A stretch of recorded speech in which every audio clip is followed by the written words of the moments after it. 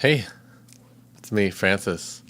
And today I am finishing up I hope I'm finishing up my Bandcamp Friday EP. And that's going to involve starting and hopefully finishing the fourth track. My intent with this project was to make it a 4-track project. And because of that, I hope that I can, go start to finish on this last one. This last track in the project is called Rotting in the Basement. And it's sort of, I've been following the adventure. I was going to go from the ground up the Wizard's Tower or the Sorcerer's Tower, and I decided to go from the top of the tower down to the basement. And here we are. Let me actually pull up the last track that I did. I've been listening to these as I go, and I forgot to open it.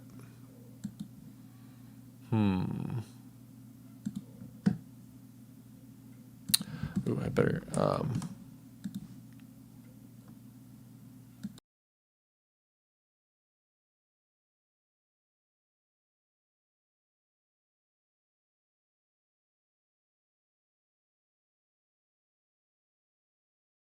Okay, here I am. My bad. So we're just going to listen to this while I talk about the concept. So this last track was called An Unsettling Surprise. And my goal with that one was to create a sort of a CS80 kind of vibe, which is a real chore in Reaper with stock plugins only. So this is only Resynth that we're listening to right now. And more instances of it than I'm comfortable admitting.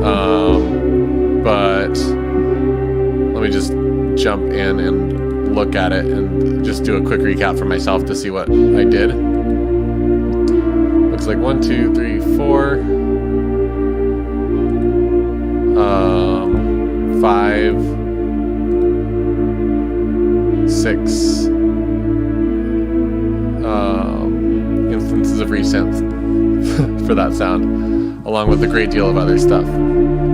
So my outlook with this project has been to try and emulate different types of synthesis. The first track I used resynth to create an additive sound, where I was using sine waves to add additional harmonics to my sound. The second one I was attempting FM synthesis, which is really next to impossible with Reaper, but in order to recreate that, I was sort of using instances of resynth to send audio to a sort of like master track without sending it to the actual master track, and that was kind of fun. I think it turned out kind of weird. Hi, Jamie.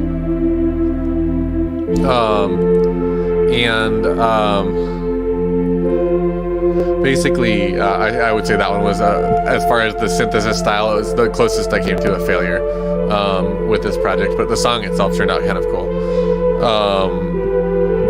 And I was essentially trying to do different types of sends in the routing, stuff like that, to recreate FM. So for this last track, I decided to call it, you can see it up here, Rotting in the Basement.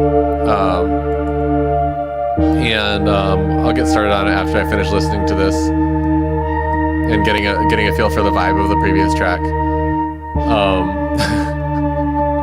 But for the last one, I was thinking, what do you put in a basement of a sorcerer's tower? Like an organ, duh, right? Like it has to be an organ. So I'm going to use resynth to try and make an organ. I'm going to make a drawbar organ, and I hope it's cool. So I haven't tried this one yet, full disclosure.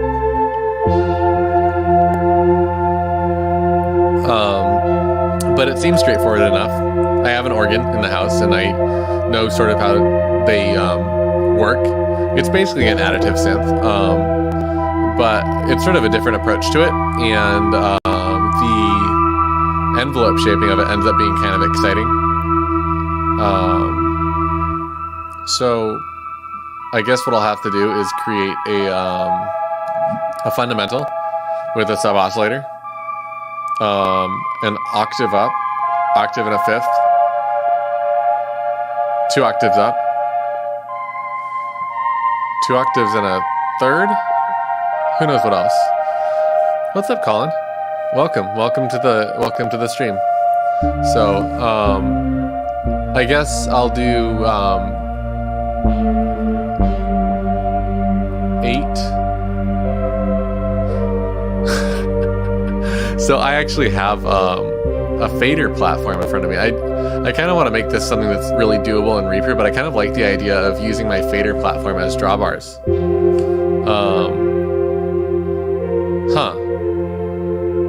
Maybe I'll do 6 or 7 then. 6 or 7 drawbars for my organ, and we'll see what happens with that.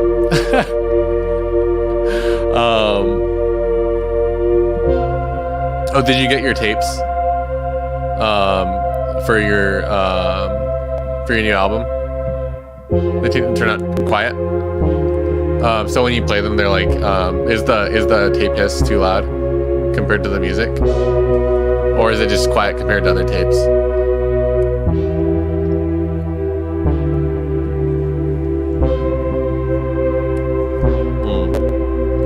Just remember, there's 3 instances of resynth here, so this is 9 instances of resynth we're listening to, not 6. I have the bass separated out. Super hissy, yeah, that's pretty common.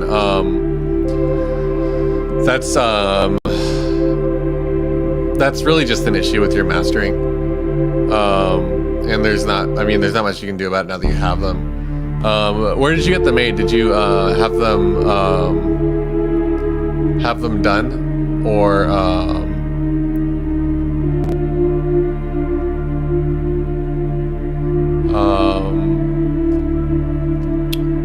did you make them yourself, or have someone else make them for you?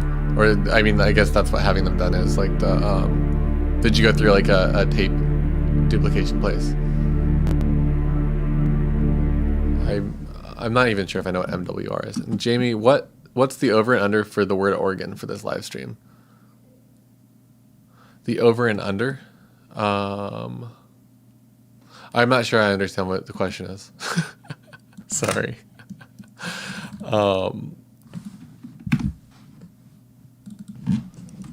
Let's call this organ. Yeah, Jamie, can you rephrase the question? I'm not sure if I understand.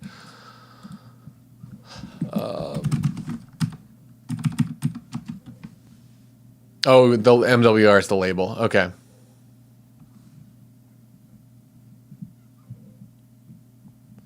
$80 times for the over under. Am I missing something in here? I feel like I'm missing something. I feel like I'm on the other side of the fence right now. Oh.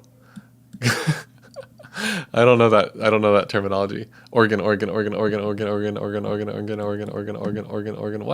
Organ what?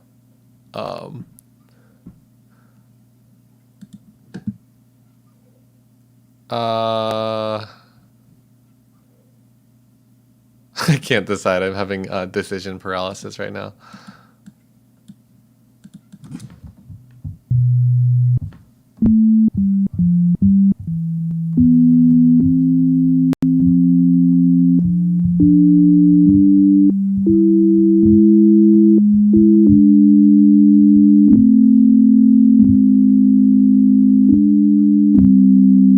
Oh, it's the betting term, over and under.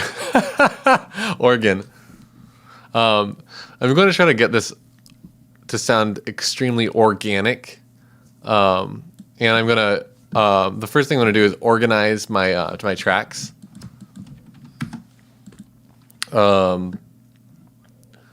So, you know what? I've decided I don't want the organ to be separated on 8 different organ tracks. And I'm going to organize it in a sort of like a less extreme way, with multiple instances of resynth. So, no, it's going to be faster if I do it on multiple tracks. Let's just duplicate this.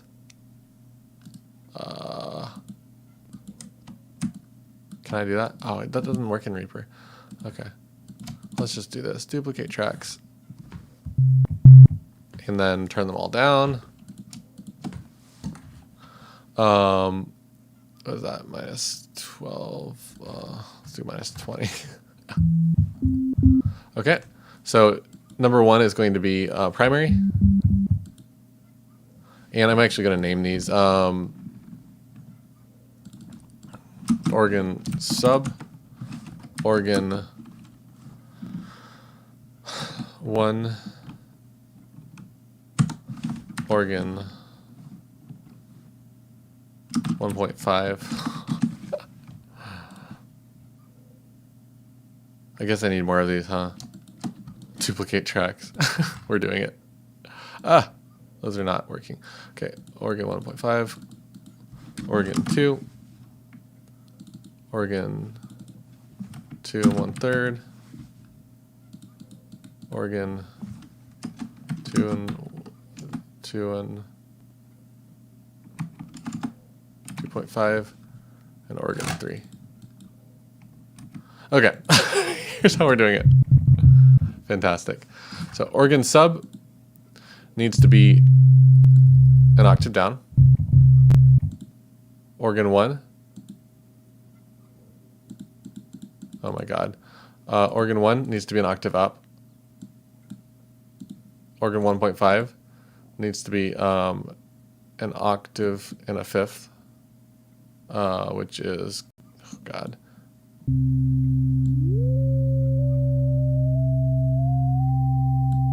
$1,900. Organ 2 needs to be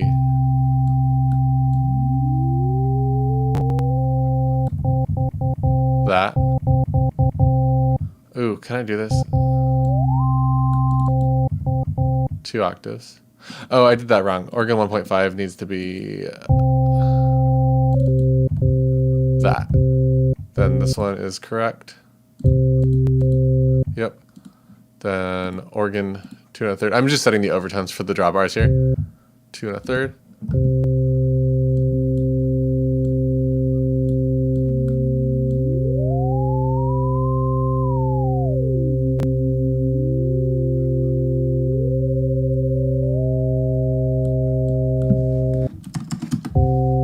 Oh no. 1,600. Something like that. This is fun. This one's gonna be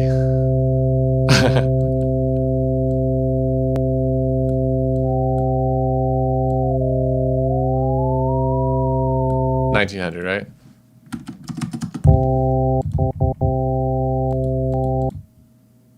And then this last one's gonna be oh fuck it.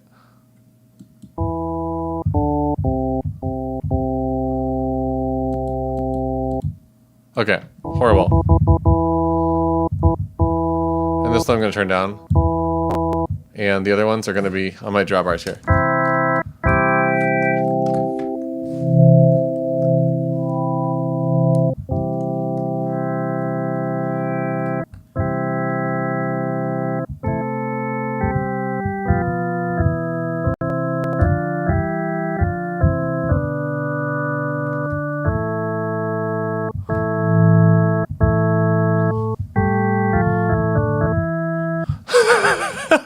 I'm laughing my ass off with this.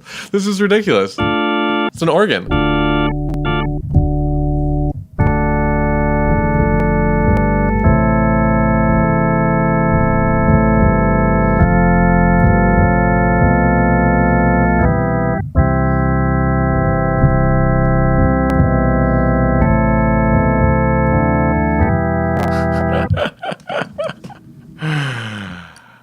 Oh. Have I made a mistake?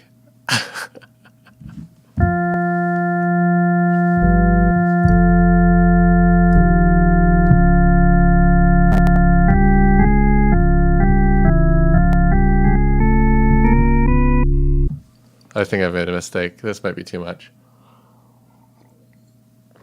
Okay. The next step is to put all of these in an instrument bus called organ. organ. And then, no, rotate. Speak. Maybe a tremolo. Stereo tremolo.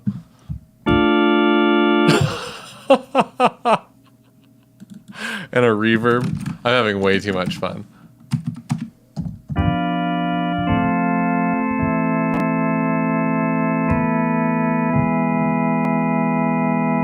Wow.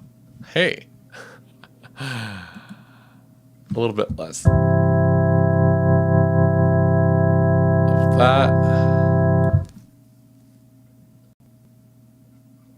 And organ sub needs to go to its own channel. Organ sub mono. And organ sub mono is going to be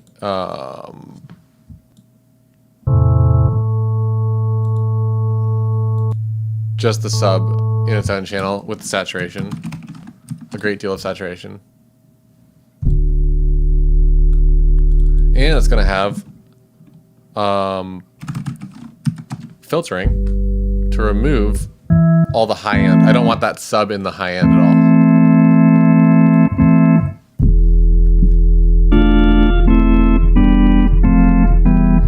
And I'm clipping pretty hard actually right now. So you don't see the clipping because I'm hitting my limiter that I'm using for my vocal. All of it's going through the same limiter to make sure I can talk over myself. So don't worry about that. That's this VO track. You'll see that this has saturation, EQ, and master limiter. Without the EQ, this is what my voice sounds like. Just a little bit flatter. It doesn't stand out as much against the music. With the EQ, here it is. Without the saturation or the EQ, I sound a little bit dead. Without the limiter here, I sound like, you know, this is what I sound like. This is real life. This is real life with me. So, anyway. All the music and my voice is all hitting this master limiter together. You know, it's quite a great deal of gain reduction. Not gain reduction. Dynamic range reduction. So what I need to do is pull all this stuff down by the same amount. There we go.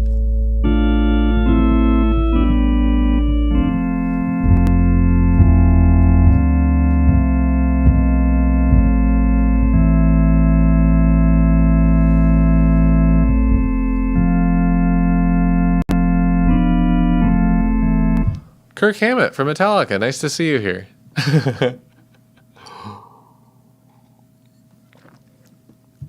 Glad I finally got to catch one of these streams live. Your videos have been a huge inspiration for attempting to record. Oh my god, that's great to hear. Oh, I missed a bunch of chat messages. Hey, Jamie and Colin. Let me see what you got to say. You're talking to each other. Oh, this is wonderful. I've created a community. How delightful. And Kirk Hammett 511. I'm honored to hear that you are attempting to record your own music. If you need help with anything, I need ideas for videos. So yeah, just tell me what you're having trouble with in the comments if you have trouble with anything, and I will try to make a video about it. I think that Mech Scrap Tracks right above you can attest to the fact that I actually do that, because I think I made 2 videos based on questions that he had. So anyway, here we are in my lair of this organ. And I think I want to give it sort of like a bit of a cathedral vibe in all of it. So all of this is going to go into the cathedral. Oh, I did that bad. I misclicked. There we go. Cathedral. This is not a cathedral. It is, as we can see, the basement, which we are currently rotting inside of. So,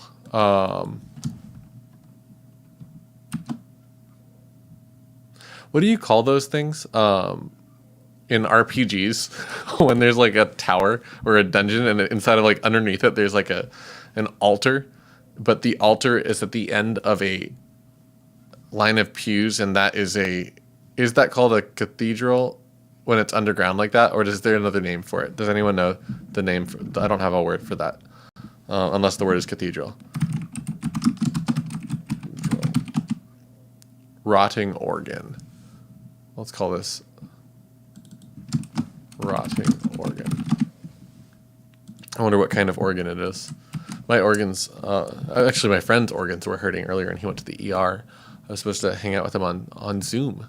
And he's like, I got to cancel going to the ER. And so I guess maybe we're going to do one of these guys for my friend. And hope he's okay.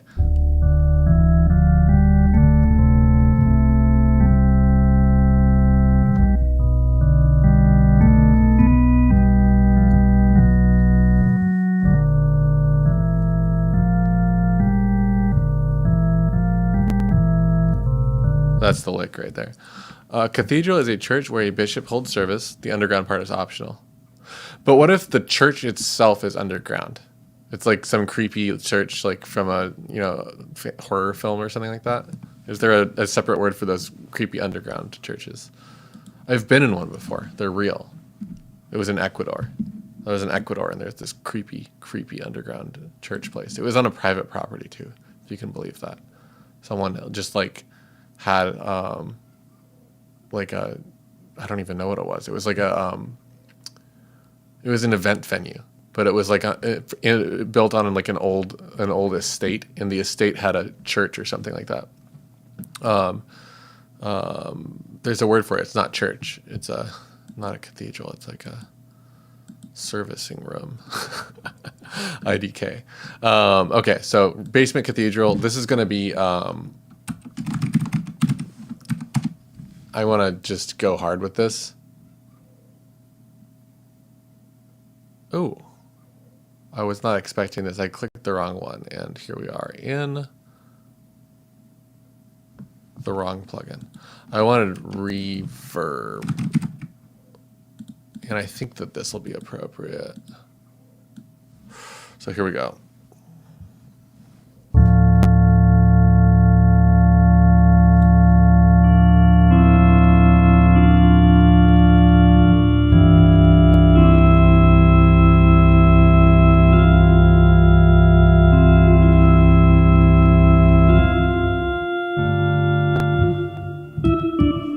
Okay, it's great, but everything's too loud again. So I'm just highlighting every track, and how much headroom do I need? I'm gonna go to -6 on all this stuff, which is probably a bad idea. Yeah. So what happened? I can tell you what happened. This is the kind of situation where we would want to change the type of folder track we're using. I probably want like a VCA lead here instead of a folder, but I'm lazy, so I'm not going to do that. And what I'm going to do is I'm going to take this and turn this back up. So we ended up with sort of exponential gain loss there because I turned down the folder track, which essentially is turning down everything by -6. And then the stuff that got turned down included this folder track, which turned down to -6, and then all this stuff got turned down to -6 as well. So I turned everything down by like 20 decibels probably. Here it is at a more reasonable amount of gain reduction. Ooh. Did that badly. Okay, this is going to -6. At this point, nothing else is.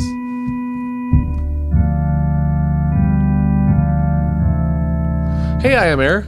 You made it to another stream. This is amazing. This is you're 3 for 3 now. 4 for 4. 3 for 3. Crypt. The crypt goes under the church. I think the crypt is connected to the catacombs. It's like the crypt bones connected to the catacombs. So something like that. Okay, so at this point, I want to do a little bit of wave folding, wave shaping, whatever, to the organ sub. I want this low end to have more than just saturation. I want this to be, maybe I don't want it to be part of the rotting organ. Let's see what happens if we just bring in a little bit of saw.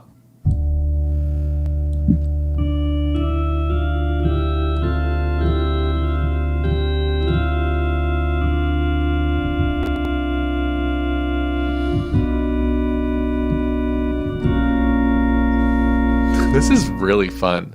I don't think you realize how satisfied I am with this organ patch. It reminds me. It sounds almost like a Vox Continental or one of those old Farfisas or something.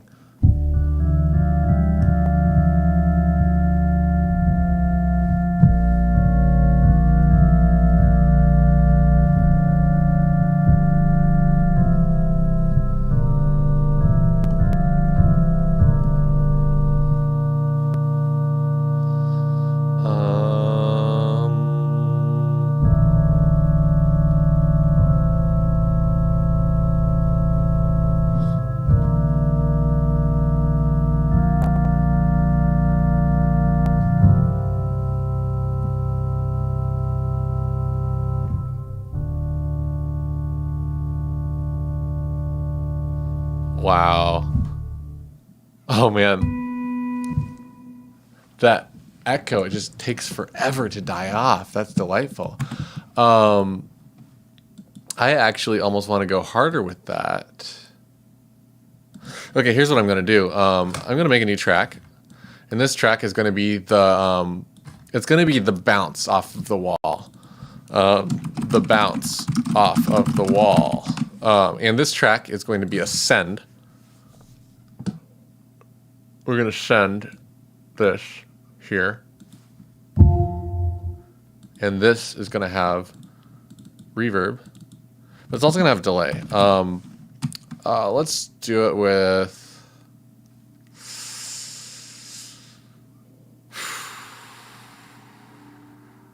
whatever. I like this one a lot. It sounds great. And we're going to filter the shit out of it. No low end here.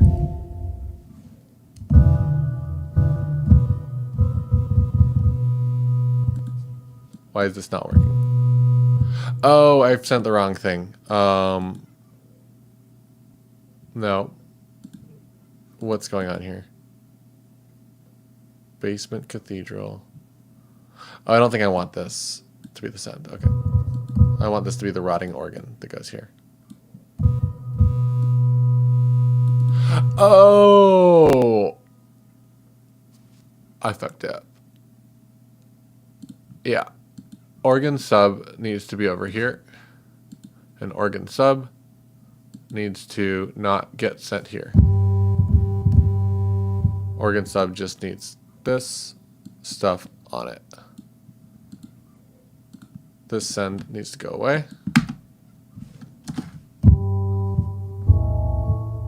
There it is. Okay, cool. So what had happened is I was experiencing the wave shaping that I had done with the sawtooth wave without the filter because of that send.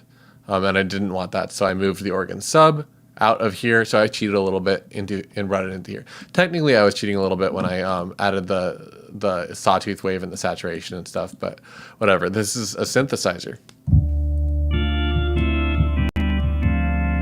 And it's a computer. This isn't a real organ. We're making some corny sounds. Colin, was it you that was saying, you know, Vandalorum? Yeah, absolutely. Yeah, I sold him a bass guitar. We've played a bunch of shows together. We actually had like a live Dungeon Synth scene in San Diego. I probably wouldn't be here right now if it wasn't for Vandalorum. I would say that like I found out about Dungeon Synth from a friend who lived in Oregon, and we listened to a bunch of it together when I was on tour with my band Old Man Wizard. And then when I got home from that tour, I started looking up Dungeon Synth, and I think that what happened was I found like a Dungeon Synth group on Facebook. I don't remember which one it was. And I started listening to some of the music. I was like, this is so cool. And I went and was like, I can do that. I know how to make music, you know, like I do this all the time. It was basically like, I felt like when I was listening to this Dungeon Synth stuff, I felt like I was listening to the stuff that I did that I didn't think anyone else would want to listen to. It was like, oh, this is like, it was like me messing around with keyboards and hearing that was like a genre that other people liked was like, oh my God, should I have been pressing record this whole time? And so I started doing that, and I made an album, and I put it on one of those Dungeon Synth groups, and people seemed to like it, so I made another one, and I just kept doing it.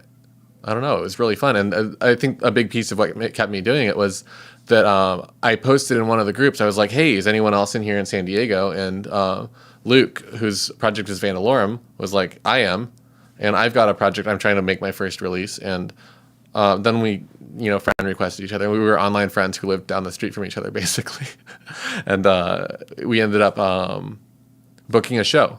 And we played our first show together. Like, we were both playing with bands. He was playing bass in a prog band, and I was playing guitar in a prog band. And we didn't know each other through that somehow. He was working with one of my bandmate's siblings, too. Like, just like, small world, right? And yeah, so we booked a show, like kind of like an accountability show. I like to think of them that way, where you book a show that you don't have a set prepared for. And so now you have 2 months to prepare a live set. So we just kind of figured it out.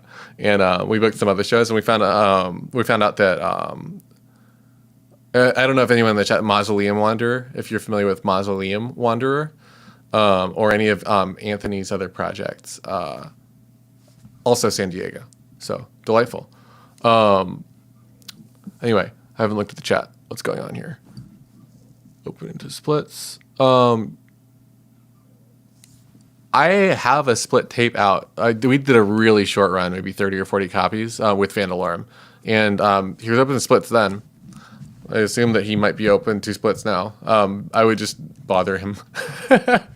see if he's down. Did you hear his new release, by the way? It's very good. I think it came out yesterday. I am going to be, plugging it on my Bandcamp Friday stream, which is happening. I will be streaming myself shopping on Bandcamp Friday this week again, which is part of the reason I'm trying to get this damn thing done. But yeah. Vandalorum's awesome.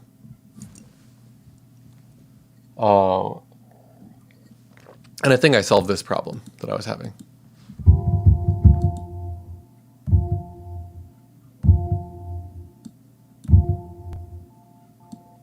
Too many.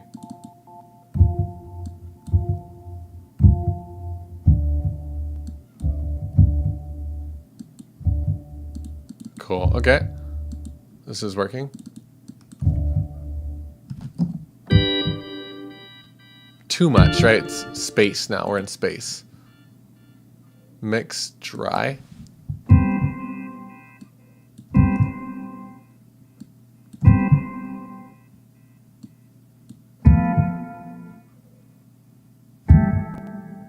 Yeah, there we go. Cool. I'm trying to make the room sound really big. A little off topic. Do I have some DS albums are thousands of dollars Bandcamp? Is that a joke I'm not getting?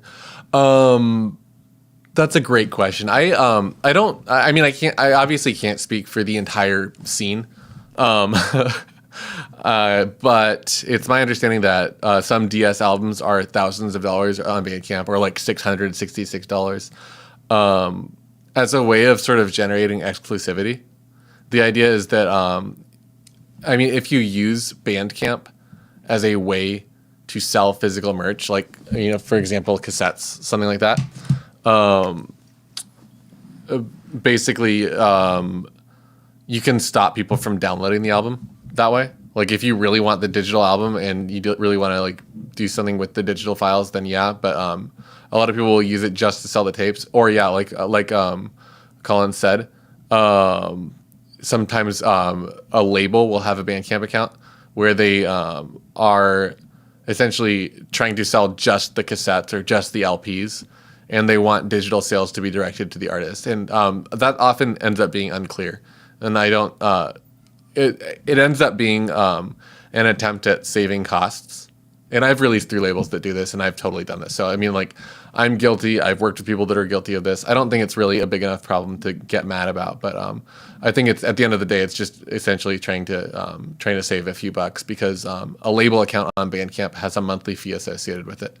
And you can use a regular artist account like it's a label, but you end up with problems like that, essentially, where you end up with the album is available in 2 places, and who do I buy it from to support who? It becomes kind of an issue. Yeah, Kirkham at 511. It's like some people will set digital downloads to like a hilariously high price, which is, for better or for worse. I mean, the idea is that you're sort of letting people know what you want them to buy. And I think it ends up, I actually think that the cost saving that is associated with that ends up being not really worth it, because I think that you actually end up just selling a few more copies if you make it the normal way, where it's like a label account, or if you make it where it's available. Because at the end of the day, my outlook with music sales online is that if someone wants it, they'll get it for free. At the end of the day, I think that that it's if you want people to buy music, you just ask them to pay for it, and some of them will. And if you don't care, then it doesn't really matter. And I don't have anything against thinking that your digital download album is worth $12, or thinking that it's worth $0, or thinking that people should set their own price. I think that people are sort of should have the agency to make that decision for themselves, and should recognize that if someone truly wants a digital download of your album and it's available on places like Bandcamp or YouTube, they will get it. Like, it's a computer, it's the internet. Like, unless you're like an ultra major artist, you're not going to be able to crack down on that. Even Prince wasn't able to completely crack down on that stuff when he was alive, and he was the biggest. He was the hardest on music piracy of his work that I've ever seen of anyone. It was impossible. You couldn't find Prince music unless you were buying the album, which is like admirable in some ways, but it's also feels a lot like coal miners and the that wanted to keep their jobs when coal mining was becoming a less efficient way of producing energy. It's like those jobs won't be there in the future. And it's kind of a weird situation, because it's a sensitive topic, I guess. I personally think that we're definitely looking at music as a service, and if you want people to buy physical artifacts that are associated with that service, like merchandise, then like why not have a digital download be one of those pieces of merchandise? They're convenient for some people. They're super great for certain applications. I personally don't like digital downloads that much. I usually buy LPs and cassettes and stream my music. I also don't like using Spotify. I think it's a bad service, but I mean, some people love it. So at the end of the day, we all have our own opinions, and I don't think it's fair to say that companies like Spotify are specifically hurting artists, because the damage had already sort of been done, and Spotify's like, taking advantage of a weird situation, if anything. And maybe it's unethical, but it's not their fault that opportunity arose. And if I'm being real, someone else would be doing that if Spotify wasn't, because there's like 20 other streaming services that basically do the same thing, and Spotify's just the most popular one, and like everyone does that, and it sucks. If you think it sucks, I think it's great, because I can listen to everyone's music and they get paid for it, and I didn't pay for it, even if they're just getting paid a little bit.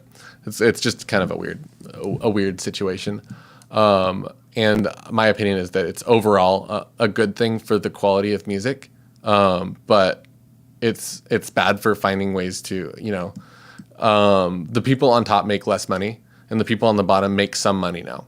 Back in the day, you couldn't be a recording artist unless you were popular. And now you can be a recording artist no matter who you are.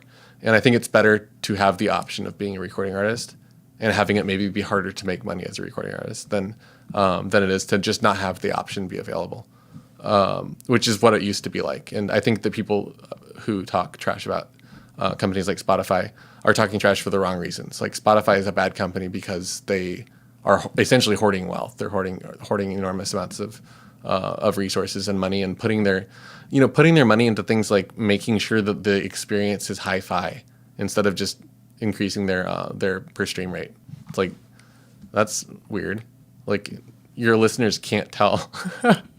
I don't know what Flashbulb is, and I don't know who Ben Jordan is. if that's worth watching, maybe I'll watch it. Interesting. But yeah, I think that it's a big conversation, and it's the result of a lot of things. It's the result of changing times, very rapidly changing times. We saw the same type of issue with Napster in the year 1999 and 2000. We saw it before that with LPs crashing and CDs taking over cassettes. Every single one of these things has been like, oh my God, the recording industry's over. And it's like, we're just experiencing that again. Nothing's terribly new. The big difference is that now that we have a better way of storing music, if you just want to store lots of music, like, it's more efficient, so it costs less money. At the end of the day, like, I think people forget that a CD costs like less than $1 to make if you're making it on a high level. If you're making a run of 100 CDs, you're going to pay a few bucks a pop, and you're reselling them for, $10, $15, $20. You're still going to make a big profit. If you're, if you're like Metallica, a CD cost, you know what a CD costs for Metallica? If they're selling it for $20, they're paying like 50 cents on that, even if it's got great packaging, maybe $1. And they're making a killing on that. And at the end of the day, it's the same thing you see in every other major industry around the world. The people who are on top get to make like exponentially more money than the people that are on the bottom. And at the end of the day, when people complain about that stuff, they're just complaining about capitalism. They're not complaining about the music industry or the film industry. It's not that industry's fault. It's an industry that's trying to keep up with essentially an unfair economic system. So that favors people who already started with money, which sucks. But I mean, it is what it is. Can you post a link? I guess you can't post links in the chat, huh? Shoot a link over to my Twitter or to like I just commented on one of these videos maybe with that link to that video on the Spotify model that you told me about. I'd like to see that. But anyway, I should. I've been ranting. I'm making rant videos. I'm guy in a truck now, aren't I? But now I know that I'm happy with this sound because I rested my ears and we're good. So you know what we're gonna do is we're gonna just go for it, and we're gonna make a song. Let's make it 115 beats per minute. Oh, let's go. Let's just see what happens.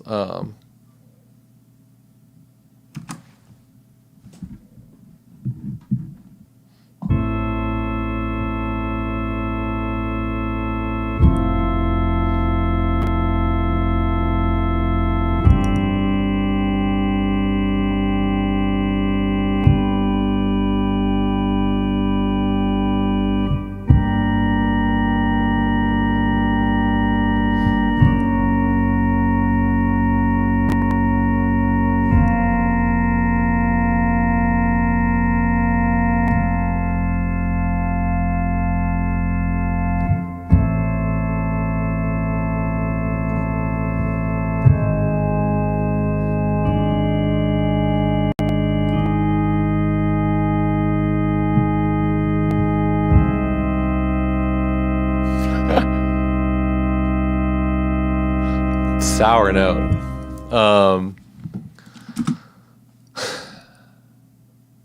What do you think? That was a pretty good start, right? Like I was experimenting with a sustain pedal, and I got excited about some chord changes that maybe weren't the right choice.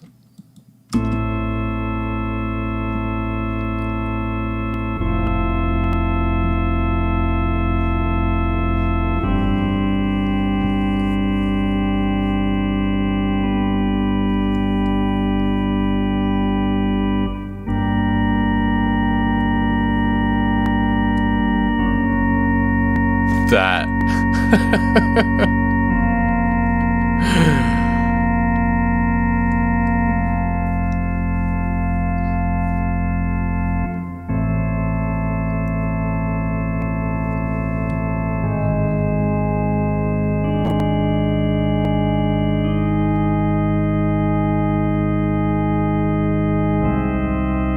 Okay, I see what happened here.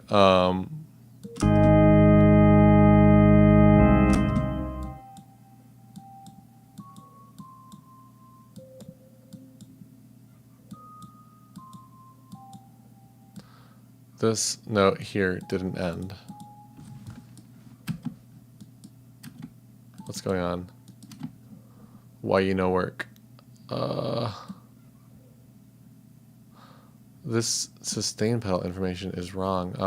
Oh, you know what?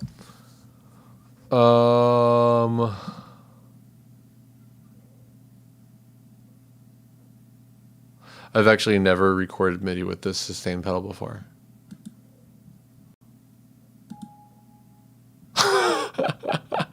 Oh my god. So I don't know where it is. Volume, is it? It could be keyed to volume. No. Velocity, off velocity.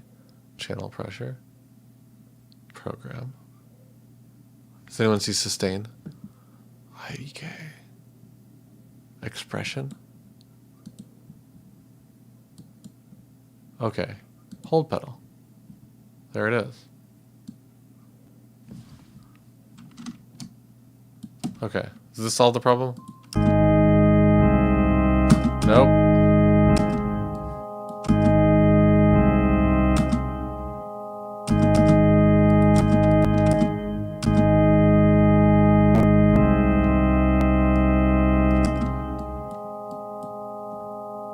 Oh my god, this is so frustrating.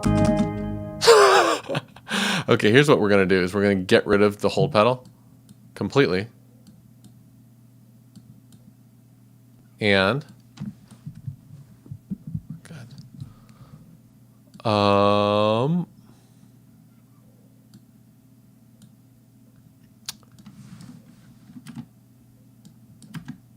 Is this not gonna work? Okay. Let's see what happens if I get rid of the hold pedal completely.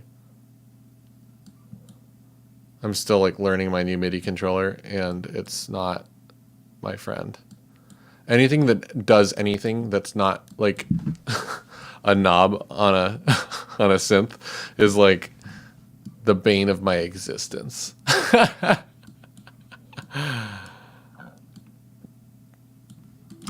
see if this works.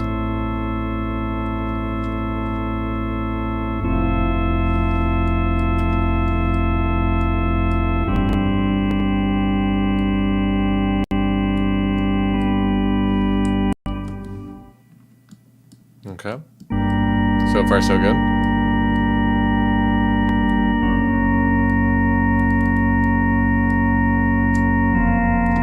So I'm just fixing this performance up a little bit. So this thing right here, whatever this is broken. I don't know what's going on here. And I've never seen this before. And I don't understand what's happening. Wow. Huh. Lanes with events. Velocity. Off velocity. Could it be here? No, it's not. Okay. Channel pressure. What's this thing and why can't I delete you? I hate this.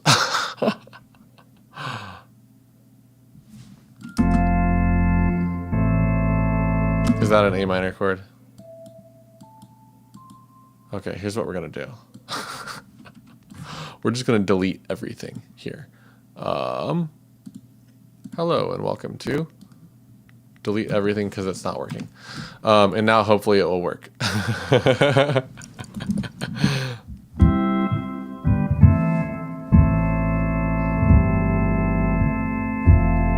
Okay.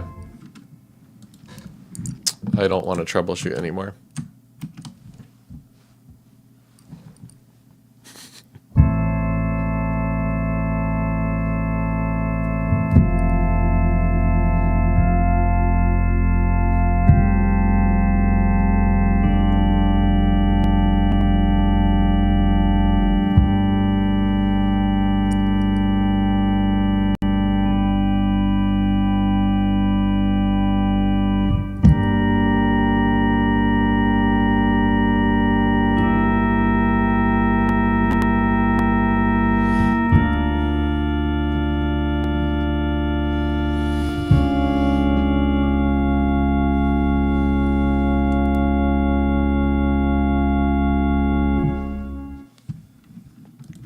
Let's try that. I made some more mistakes in there.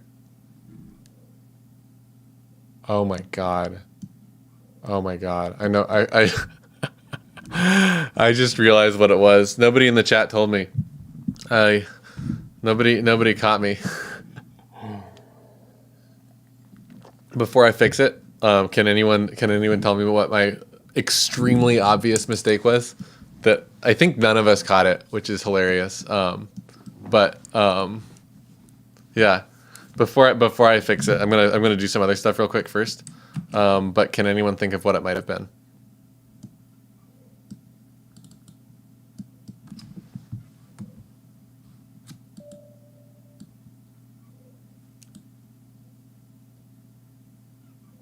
What's up, Lord of the Rats? I love your screen name, Lord of the Rats. It's delightful. Oh my god, I feel like such an idiot. So okay, no one had an answer right now. This note that I couldn't fix or change is because I have 8 tracks that I'm recording simultaneously, and I have them all highlighted. So if only one is highlighted, that note won't be there anymore.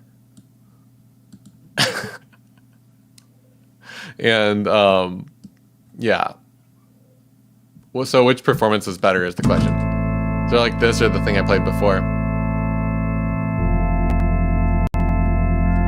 I think I like the one I played before more. And it deletes it? I don't know.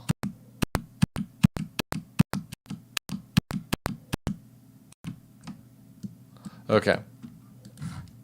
So where's the one that I fixed? It's this performance that I fixed. So all I have to do is copy paste this to the other tracks. And now it should just work.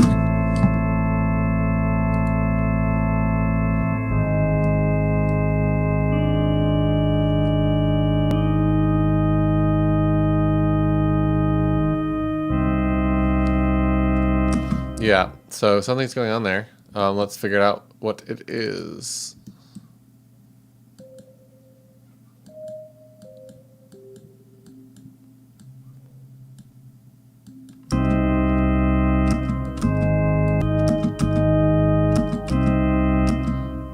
Why is that not working? Let's make sure these are all the same.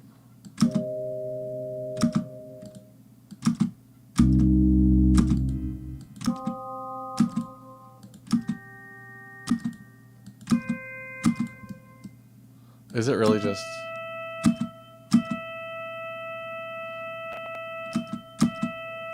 One of these notes is too loud.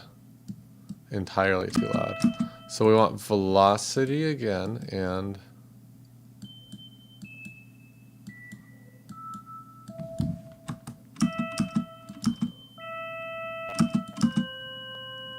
What is going on? What's going on?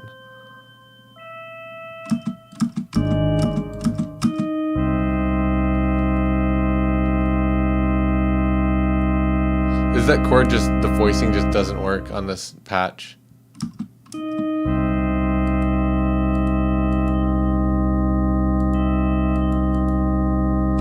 Yeah.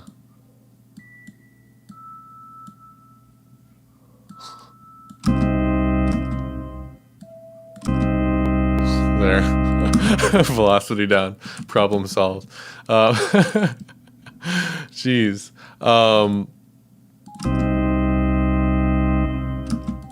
1, 2, 3, 4. 2, 3,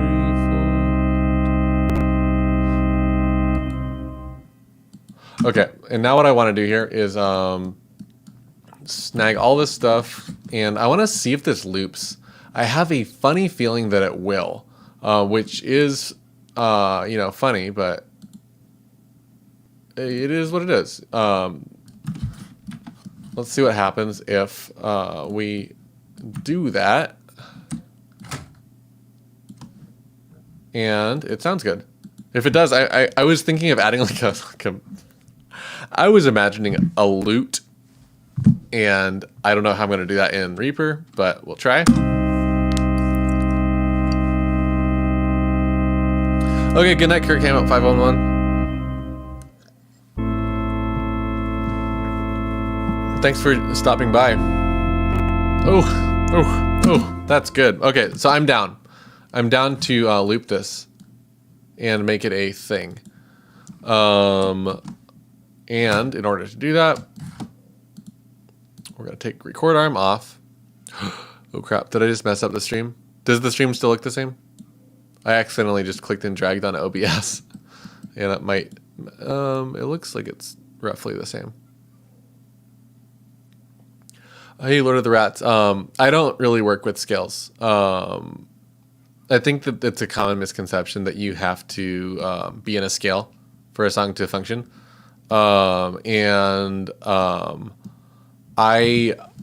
In this particular instance, I am working with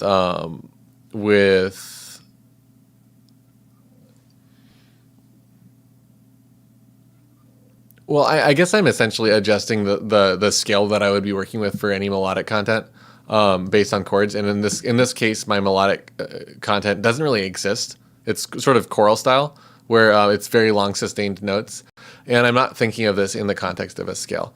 I'm thinking of this in the context of harmonic function. And I'm not sure even what key I'm in. I don't remember where I started. I think I started on an A minor chord. Yeah.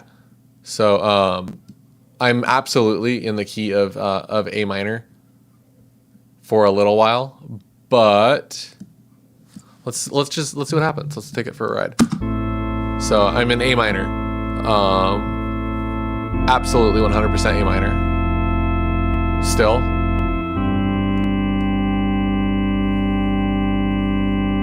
Maybe we're in C now. Okay, not anymore. We're in G minor now. And this is questionable. This is a sort of a chromatic mediant function. So essentially right here, I'm identifying one note that I like, and I'm moving everything else by the same amount. You can see that pretty clearly in the MIDI editor here, where this note and these three notes all move down by exactly one step, but this one stays the same. And even though this isn't a mediant function, technically, which is 3 notes of the scale away, it still serves the same kind of purpose as a chromatic mediant, where you retain essentially one note and move everything else around. And you can see that I'm doing this a lot, actually. I would say that this is the primary, like, if you wanted to be all music theory and analysis about this, the thing that I did for this track right here is essentially like, if you take apart any improvisation I've ever done, this is what's going on. Is I identify one note that I really like, and I say, how long can I stay on that note while I move everything else? Usually by the same amount. So you can see that I've done that here. 3 steps down, 3 steps down, 3 steps down. And here I identified that this was sounding unresolved, so I decided to bring this one down.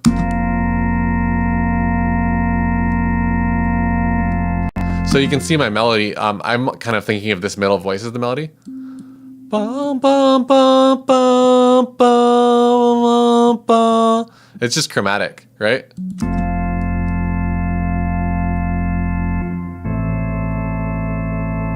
And now here, I'm sort of doing a similar thing, but I decided to keep these notes the same. But then, lo and behold, same exact thing, right? I'm becoming predictable at this point. I'm grabbing these and I'm bringing them all down by a half step, which does that same thing where it takes essentially a minor chord and it lets you play a major chord without sounding happy, which is my favorite. I love like flexing and trying to make major chords sound evil or something.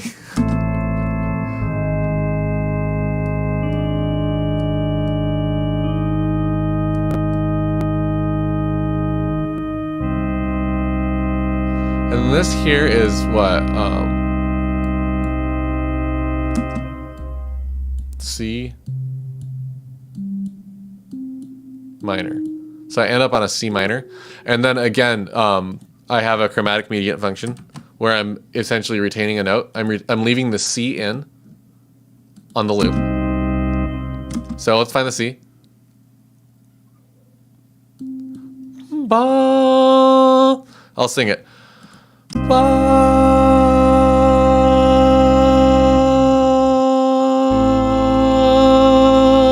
And now that C has a whole new function here on the loop.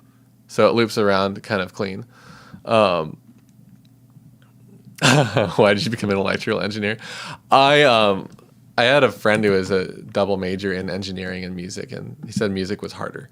And I think it's because there isn't always a good answer. In electrical engineering, there's like, you can find a better answer, but in music, it's like, well, which one did you like more? And half the class is going to be like, well, I liked the one that was wrong. And, you know, at that point, you realize like, oh, there aren't really right and wrong answers here. It's a little bit more bizarre than that. And anyway, I think music is delightful because of that. I was talking to my friend and comparing these streams that I'm doing.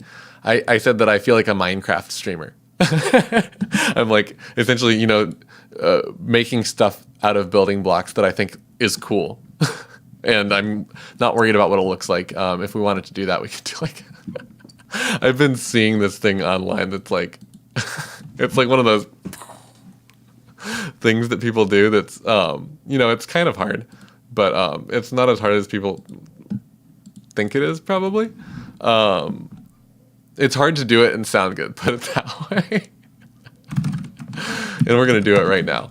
Got another synth. This one I'm going to stick with my plan of making it a pluck. So I want a saw, a little bit of triangle, and like mega pluck.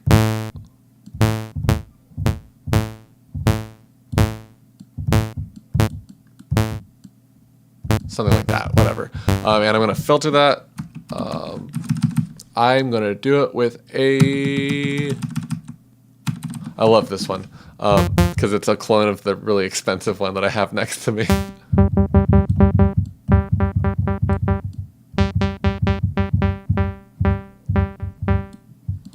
I'm going to add a high harmonic.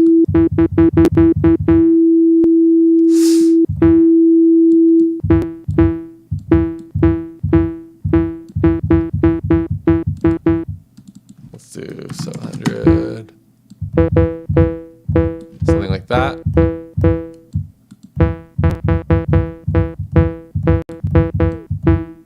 Oops, I didn't mean to change that one. 700. Oh, not minus 700. Plus 700. And we're going to go a little bit more like a banjo at this point, but with a little bit of reverb, it might sound cool.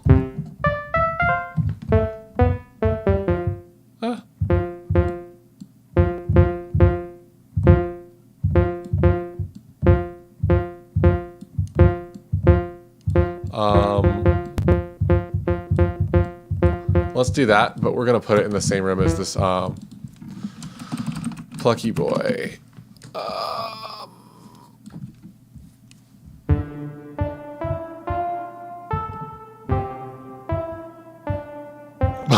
Yeah, Reaper does look confusing when you do this with it. I'm being a complete troll with these streams. These are like this. Some of the stuff I'm doing is like hilariously advanced. I've been working on some like videos for like absolute beginners, and I needed to take a break from it, so I made these to like just do some wild shit. So what I'm doing here is like pretty complicated, and actually it's more complicated from like a harmony and sound design perspective than it is from a project perspective. At the end of the day, I'm using only stock plugins. So I'm using the Reaper's stock plugins don't have UIs. So they're kind of, well, they don't have very pretty UIs at least. So it ends up being a little bit more intimidating to use, but it's not that bad overall. I also should color code this stuff.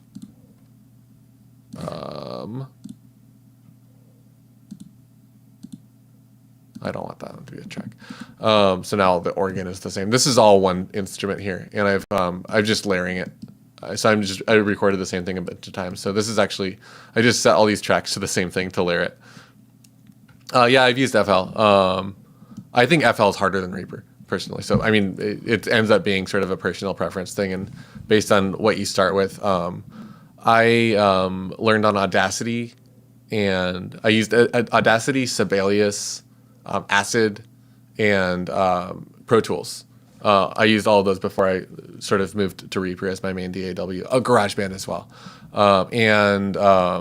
Since switching to Reaper, I've spent time with Ableton. No, I'm sorry. I tried Ableton before I tried Reaper. And so since trying Reaper, I've tried out, spent some time with Logic Pro X. I think Logic's really pretty good. I think Ableton's pretty good. FL is good, but I don't like it. It doesn't work for what I want to do with a music production software. It just doesn't do what I want. And it's amazing for certain genres. I think the FL would be great for Dungeon Synth, and I've been considering getting it to try making some Dungeon Synth in, because it seems like it would work great for this genre.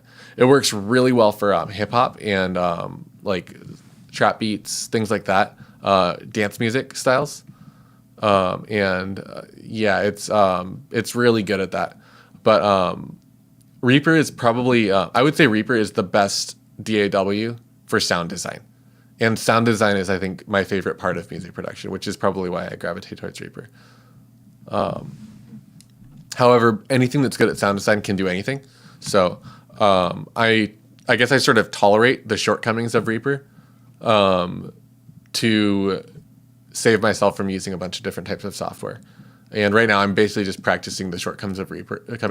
So I'm basically doing what I would consider to be the single hardest thing to do in Reaper is what I'm working on right now.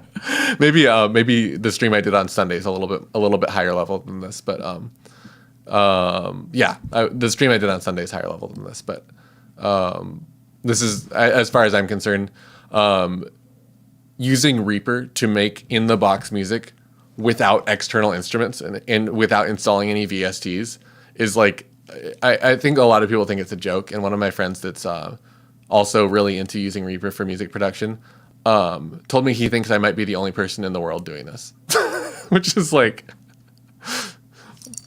maybe that's a compliment. I don't know. I'm crazy. This is not reasonable. So that's my long answer, and I'm sticking to it. I want to actually get some low end out of this thing.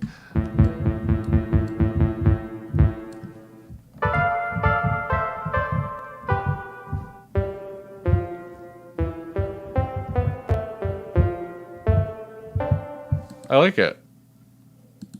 Okay, so now what we want to do is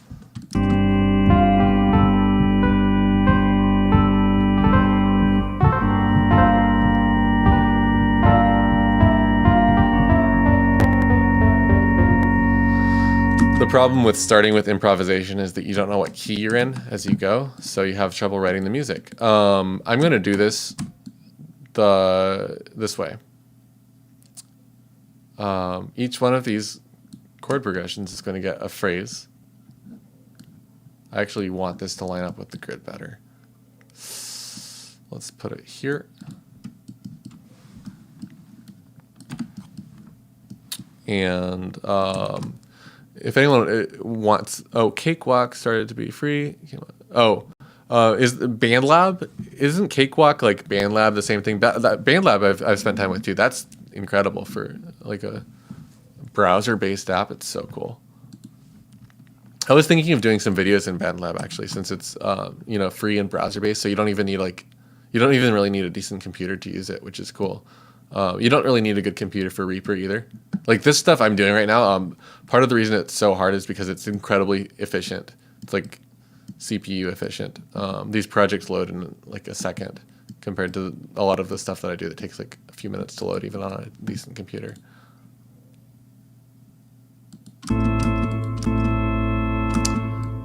We're going to start this here.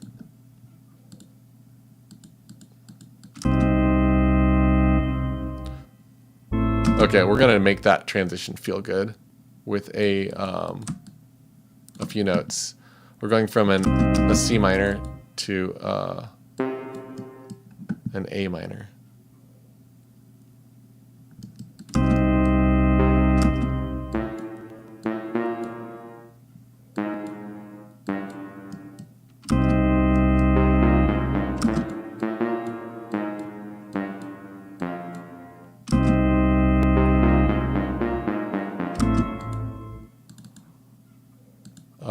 These are going to be combined for now.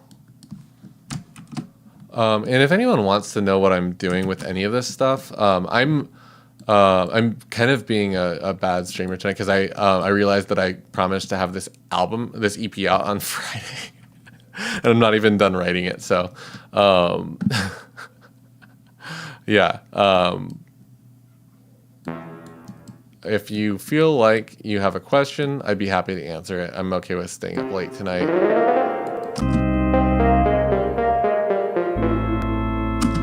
And like I said, I'm doing pretty advanced stuff, and I'm using a lot of keyboard shortcuts that I'm not explaining. And I feel like I've decided that these end up being sort of for advanced users, and I try not to do too much stuff for advanced users because it's like, I don't think that there's as much value in watching it because advanced users usually already have their own workflows and ideas of what they want to be doing with their music making. And at the end of the day, I think this is a novelty stream. So if you like watching this stuff, thanks for sticking around. I'm having fun having people to talk to while I do this.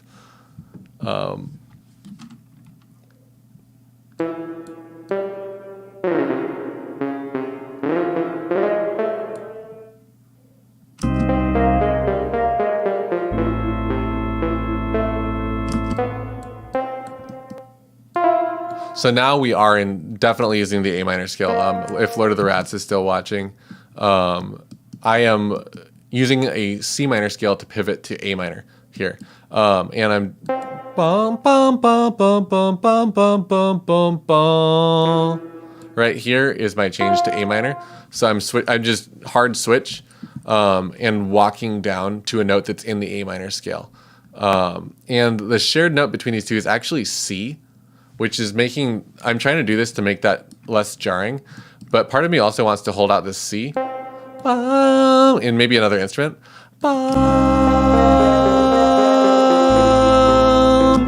and maybe I'll do that in the organ. Yeah, nah, I'll leave it. It's kind of cool, not having it.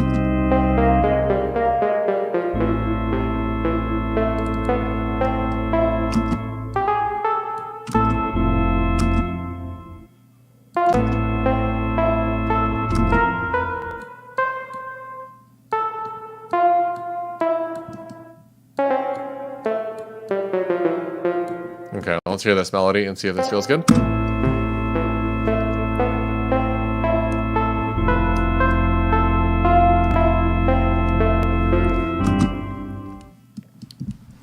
Is that too,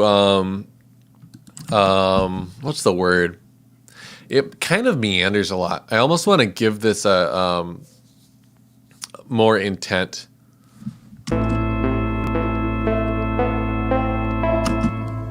I'm going to do this.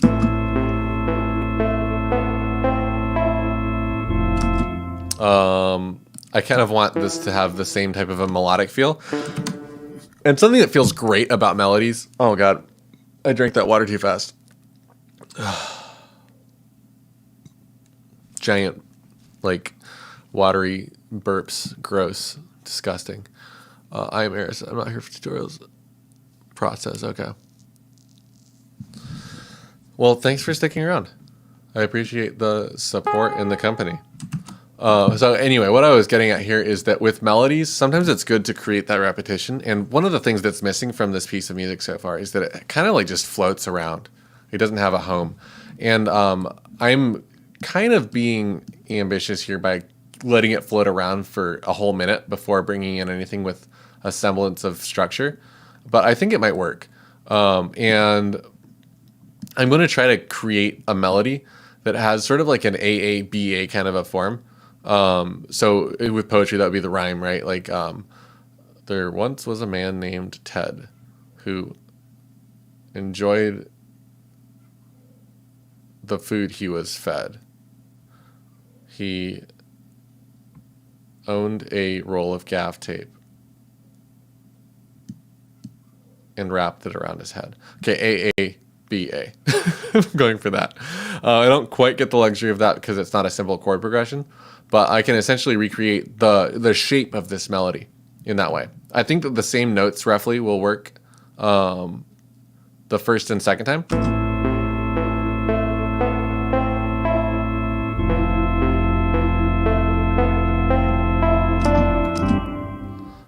And then this one's going to be different.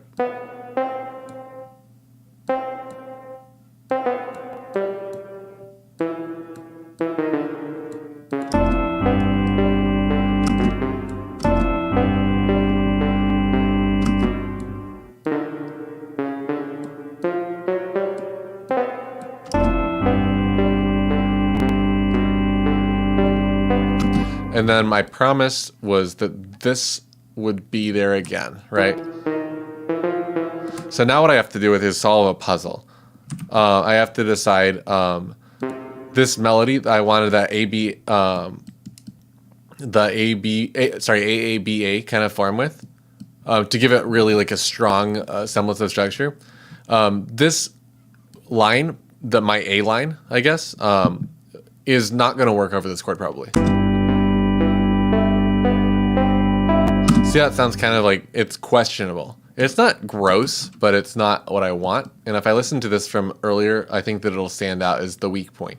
So let's hear it. Anyway, the goal is to figure out how to make this still feel like this, but work better.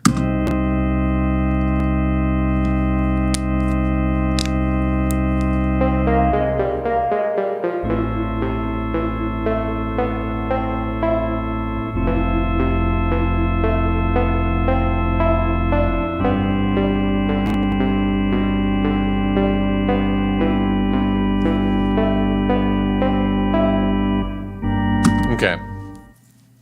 I think my hint is that next chord. And what I want to do here is take the same melodic shape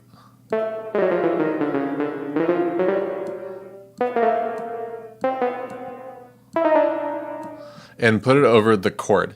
So I've decided to take the I mean, you could even think of this as a mode. I'm identifying that I'm on a G right now. So I'm sort of using I'm changing the home base of my melody to fit closer with a G chord. I'm sort of using an A minor scale to outline an A minor 9 chord here, and now I'm outlining a G9. And that's just I'm identifying that by ear right now. So if you're wondering if there's some type of a context clue, there is, but that's not what I'm using. So I don't know if that's a good explanation for what it is. Mary says, I actually found you shortly after coming back to music and trying my hand at DS. Helped a lot. Helped, not a lot, helped light some of the fires. Oh, well, you're very welcome. I feel like you're welcome is a weird phrase. But thanks for letting me know. I appreciate that. And finding out that people have been like looking at my YouTube channel and videos and like wanting to make music is like, oh, I'm going to keep doing this. That's cool. I didn't expect that to happen. I was just sort of putting some stuff up for other reasons. I was doing some stuff for Northeast Dungeon Siege. We decided to make some like the dungeon synthesis videos were for that originally.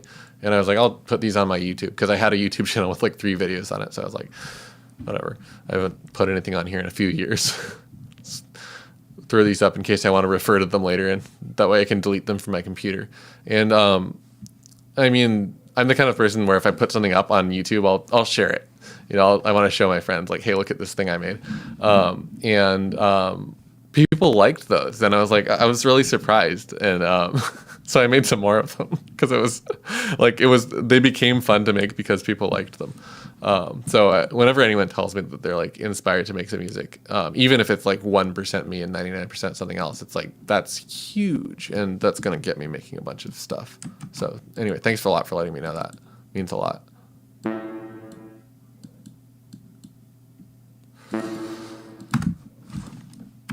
Okay, I'm going to do something fucked up here. This is getting duplicated. And we're in a new key now. We're starting on a G minor. I don't think we're in the key of G minor, but maybe we are.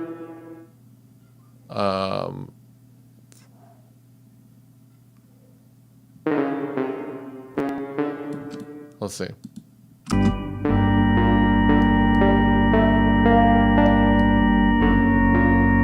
Oh, we can do this. So what I did is I just grabbed the whole thing and I brought it down a step so it feels good in G minor, because I started in A minor and now I'm in G minor. So my second chord is quite different. Instead of going to a, what was I think I went minor 1, major 6 the first time, or major 6, major 7, 6, major 7. And this time I'm going to like a flat 1 kind of a thing. Like I said, it's got that weird function. And the third is home base. So this stuff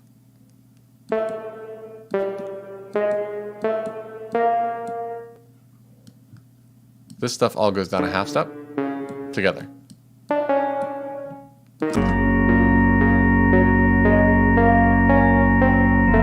Yeah, that works. Listen to this and see how it has essentially the exact same melodic contour. Like the shape of the melody is, like, I think verifiably the same. And look at this cute little face that I made here. It's like a little emoji. But it fits the chords.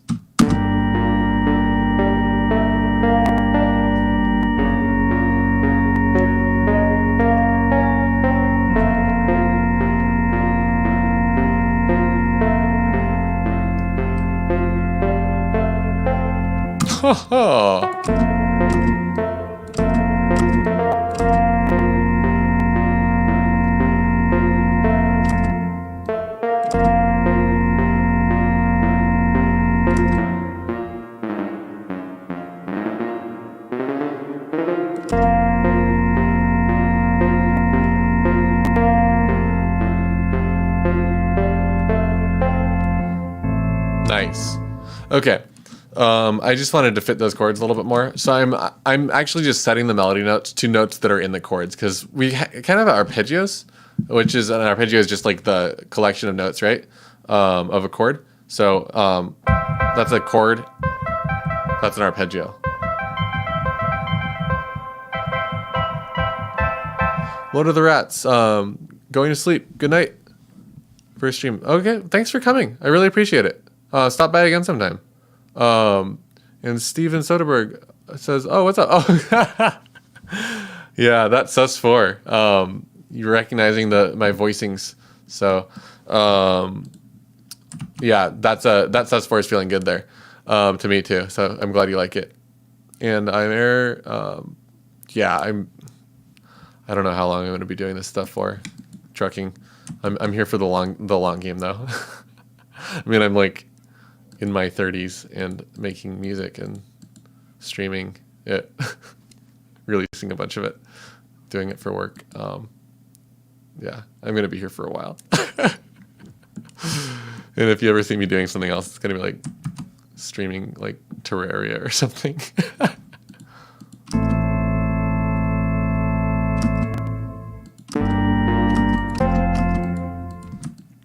So I'm kind of doing a sequence of some kind here, I guess.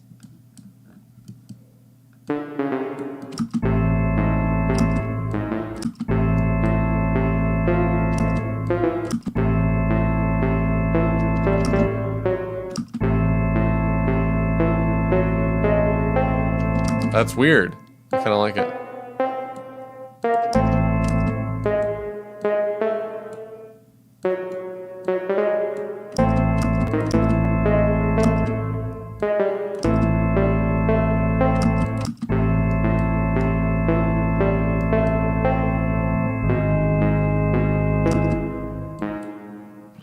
I think I dragged this initially to the wrong key. What key are we starting in here? Did I trick myself? Yeah. Oh. Am I really doing that? Yeah. Oh, I really messed with I gave myself a sort of almost like a shepherd tone there.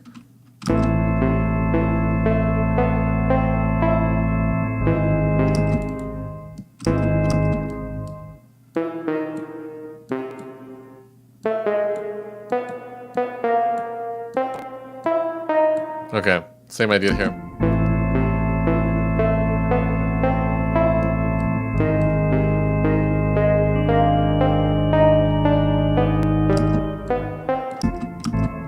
Now I need to figure this one out.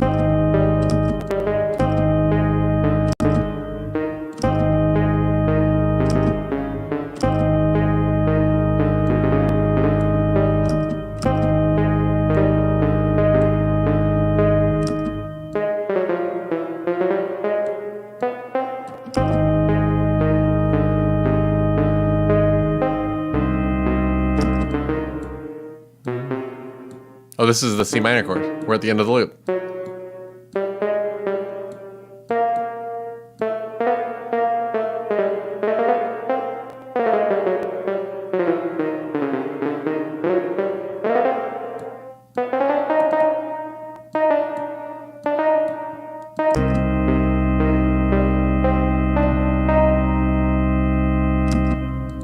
Okay.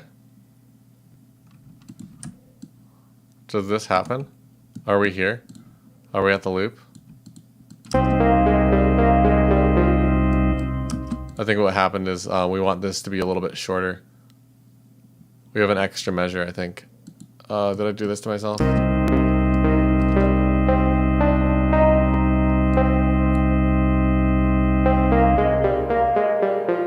That works. Okay. I think that's it. And then if I do this, it's like a puzzle. Look at that. It's beautiful. Okay, that works. I've solved it. And the next question is listening along and thinking about what happens. And I'm actually going to mark these chords down. That was A minor, right? Right? Okay. I need to. Okay, that's easier. For a second, I don't like score view, but it's easier if you're trying to figure out what a big chord is. If you read music, I guess. I think music notation is not good overall. It's more bad than good in my opinion. And everyone, that's a super mega hot take, and most trained musicians will super disagree with me, and it's probably.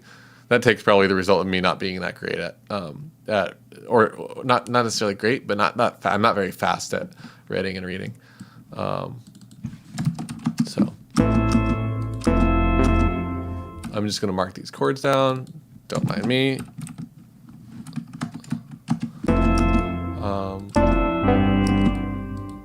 That's like a G-ish.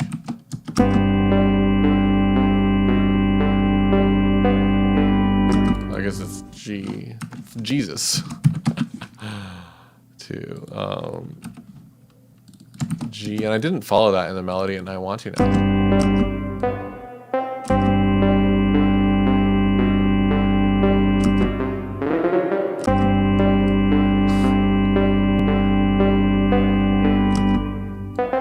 I kind of want to follow it in the melody.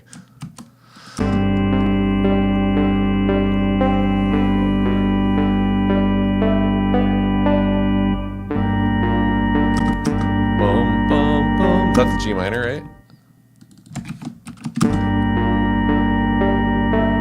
I'm leaving out the extensions here, and that's gonna be let's call that G flat. And this is gonna be F. So it's 4, 2. And this was an F major. I remember this one.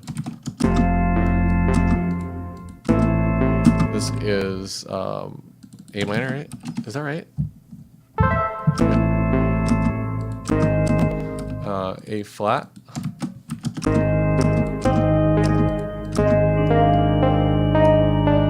This is a long ass A flat.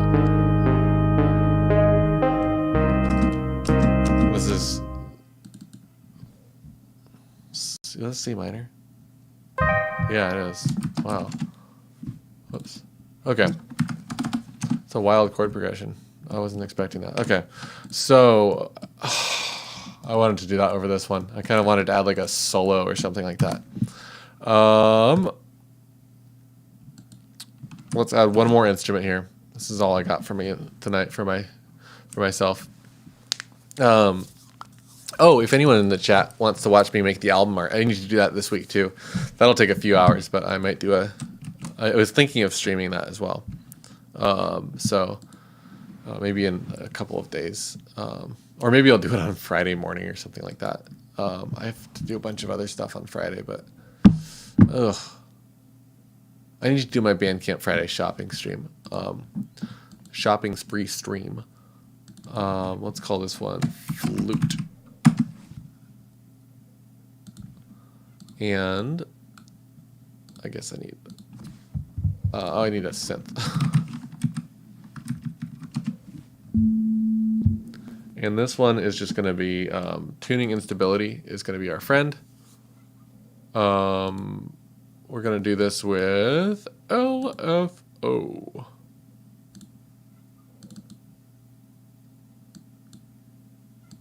I have flutes practically memorized.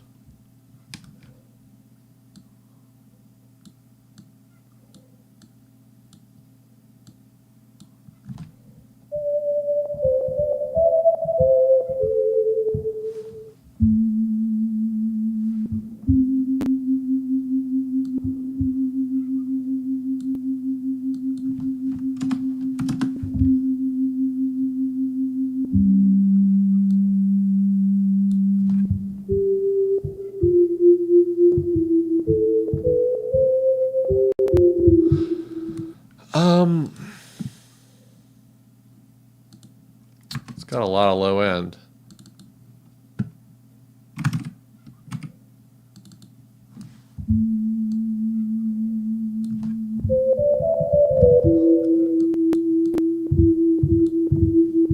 I feel like it needs more harmonics too.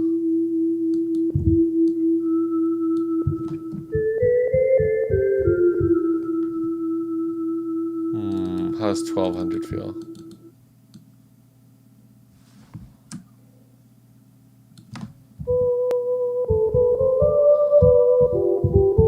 It's almost like a voice at that point, isn't it?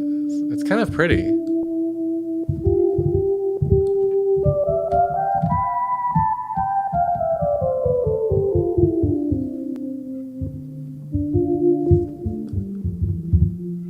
I'm going to tolerate it. I'm going to leave it alone. It sounds nice. And what we're going to do here is just try, I'm going to try recording this. Starting with that C.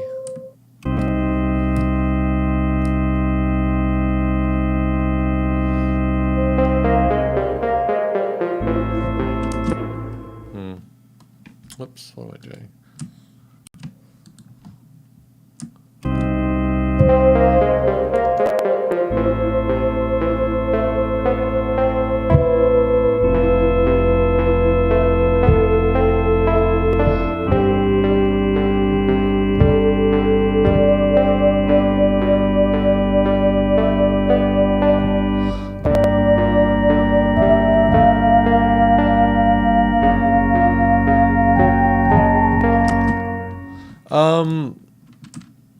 Yeah, it's like on track. It's kind of nice.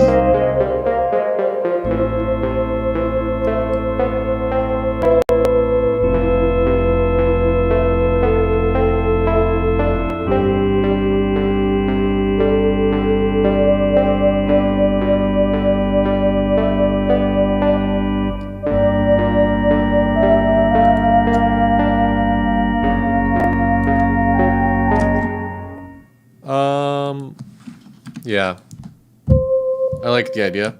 I want to start that earlier.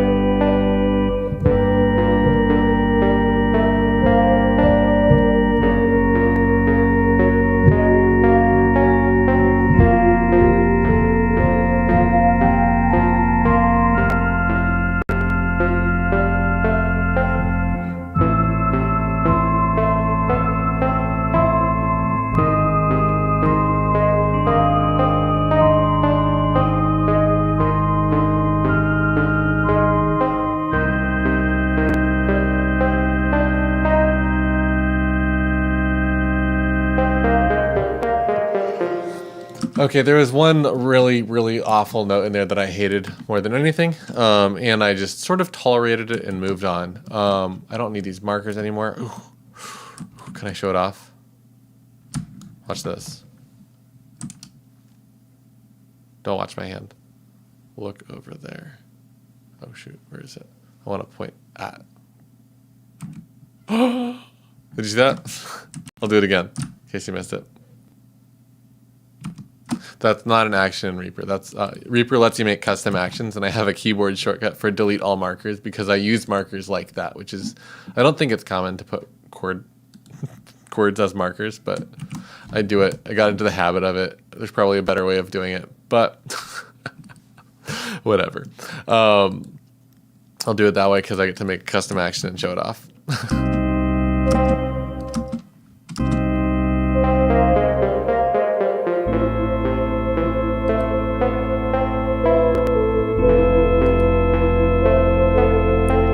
Okay. Panning.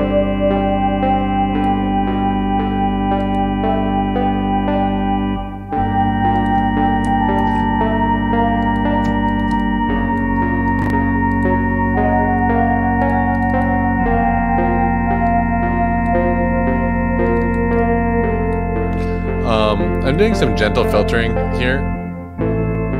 I want the organ to sort of occupy the top and bottom. I want it to sound bigger.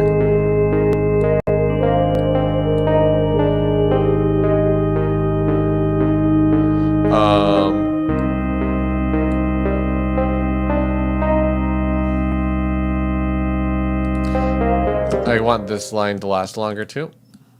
I want to fill in this weird extra measure.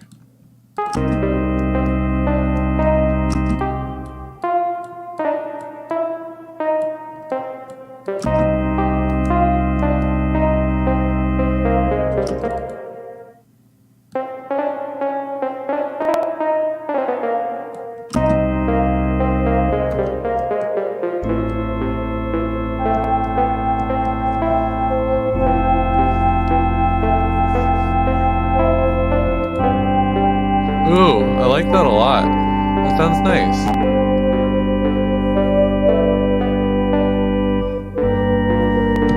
Right here, that's where I got no, I hated the good thing about MIDI.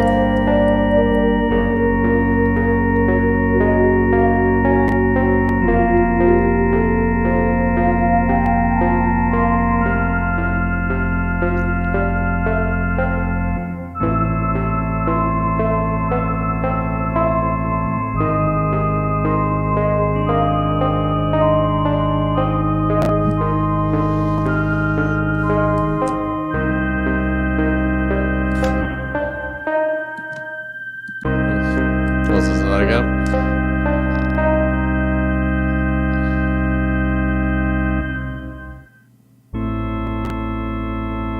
Oh God, just like long fade out. Here's what we're gonna do. We're gonna make some ambiance. I'm going hard with this track, and I probably shouldn't. How long have I been streaming? Oh, hour 40. I don't like going over 2 hours with these streams. I'm having so much fun.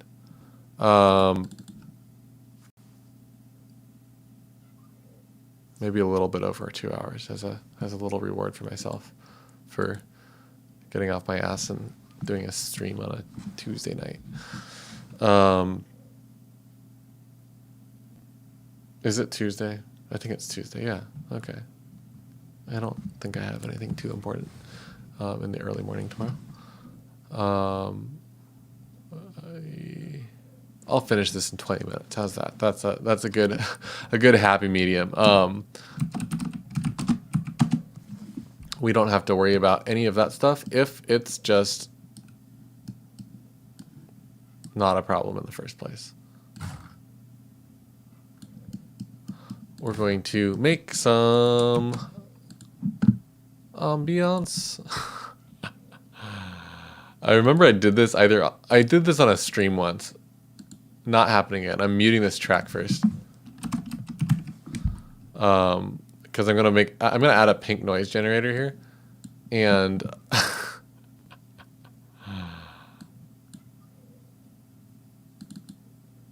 I don't want the track on. for this. Okay, output. Let's just pull this stuff down. I actually don't know how this one works.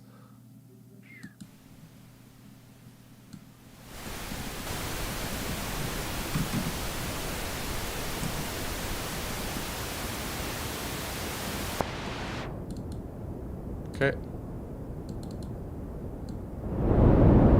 Oh God.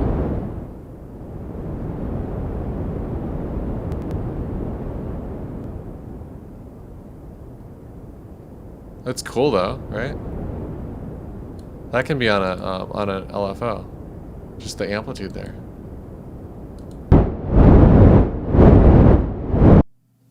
Ugh. Whoops. I auto-muted my track. Oh God, oh God, oh God, oh God, oh God. No. Work around here. All the way down. Okay. Just a little bit. Okay, nice. That feels pretty good. Okay, and this EQ, I kind of want that, but really slow. And to do that, I'm going to modulate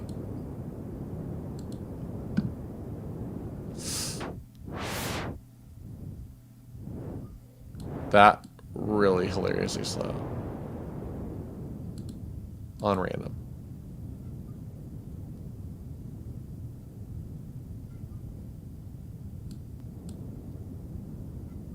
How does this feel?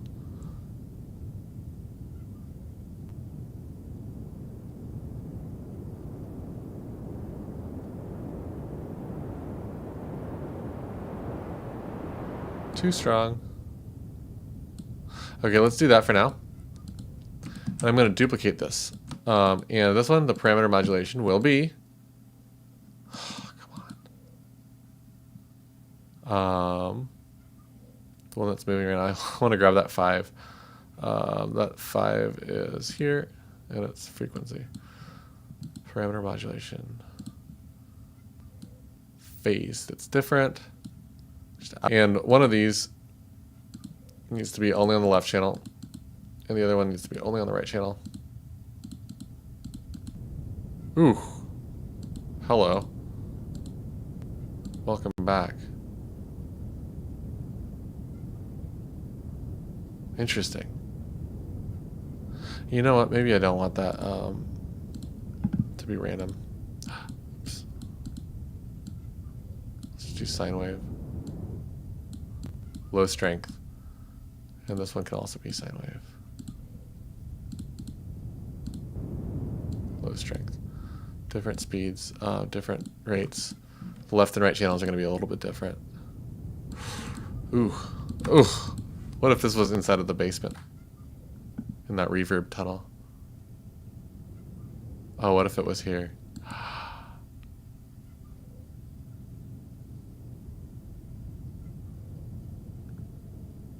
Oh, that's magic.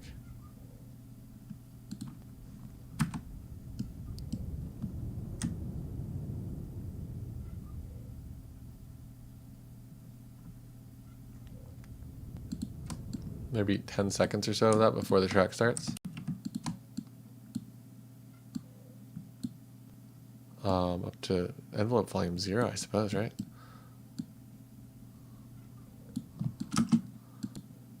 Let's see how this feels.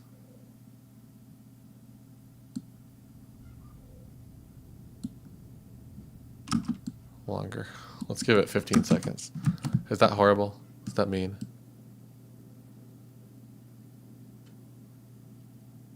It's too long.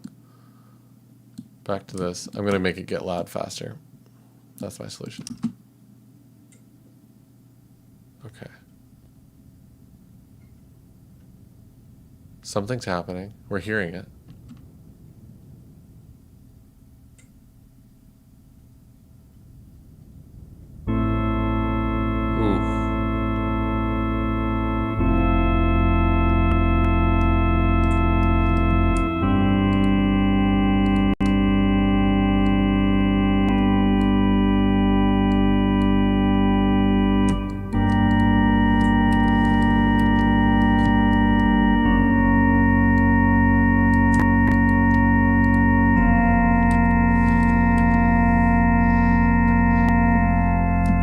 These are track bounds that I'm making.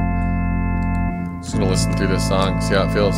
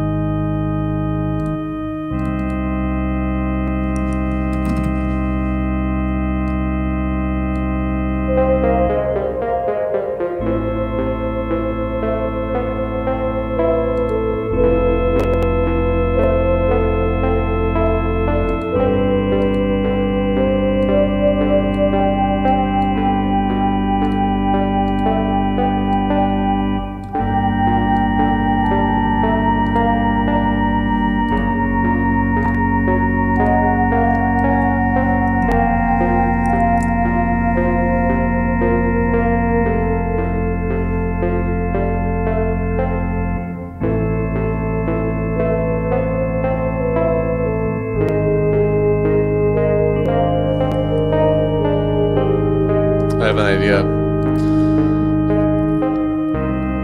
I'm gonna pause it at this instance of the loop. Starting here, and I want to add something from one of my other tracks. Oh, that ambiance came back in. That's cool.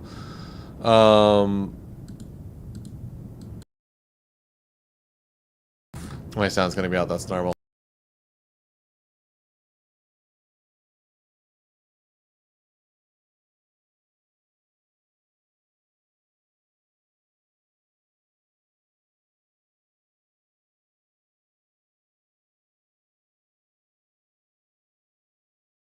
I think it was this one. Yep. Save tracks as track template. String boy.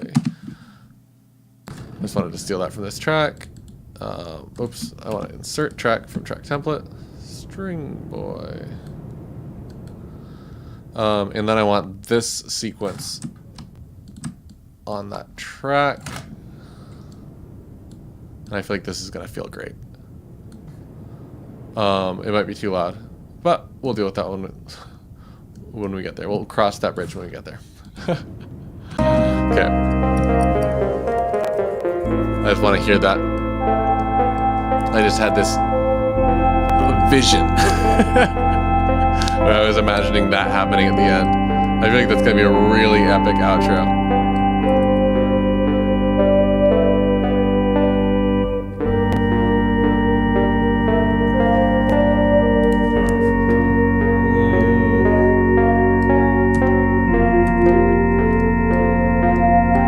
That just repeats twice and it fades out the second time.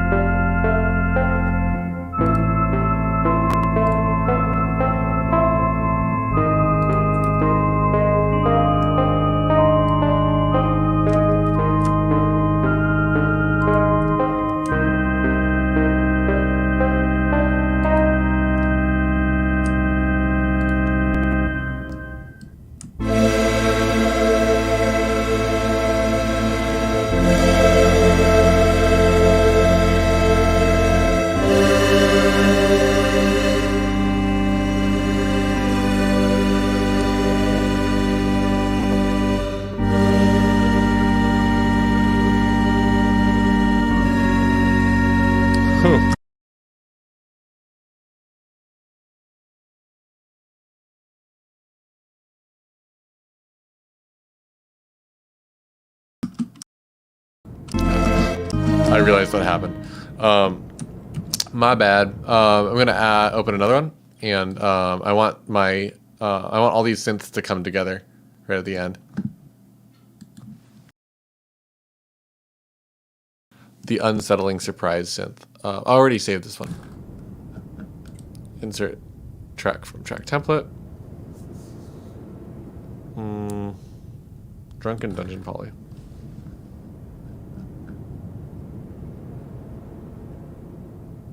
I think I need 3 tracks of it for this to work.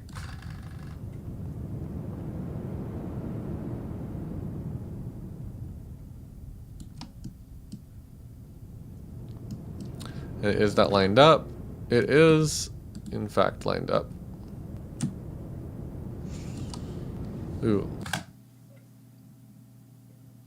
Okay. That works. Cool. Okay, and that will be delightful, and that won't be in the same room. These should be switched. I'm being indecisive.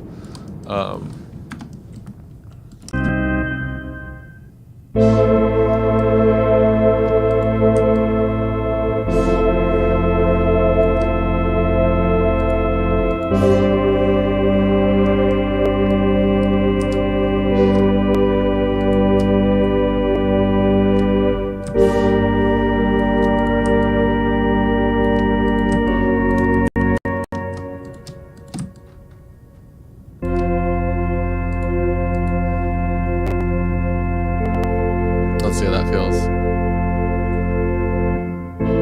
Yeah. And then at the end. Nice. Okay. That's the track. Just fades out into nothing.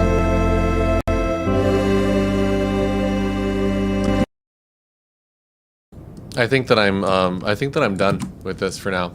Anyway, if anyone's still here, thanks for watching. I just kind of decided to stick it out and deal with the last couple of minutes. And what do we have here? Still stayed under 2 hours. Good. And that's the song right there. That Distance of Time. So, awesome. I'll make maybe an art stream, and I'll be shopping for your cassettes on Bandcamp Friday. Thanks for tuning in. This has been fun. This was a weird one. This was kind of fun. Hey, I'm Mary. Thanks for sticking around. And yeah, have a good night, everyone. Or the rest of your day if you're on the other side of the world. I am tired as hell. I'm gonna go get some sleep. Bye.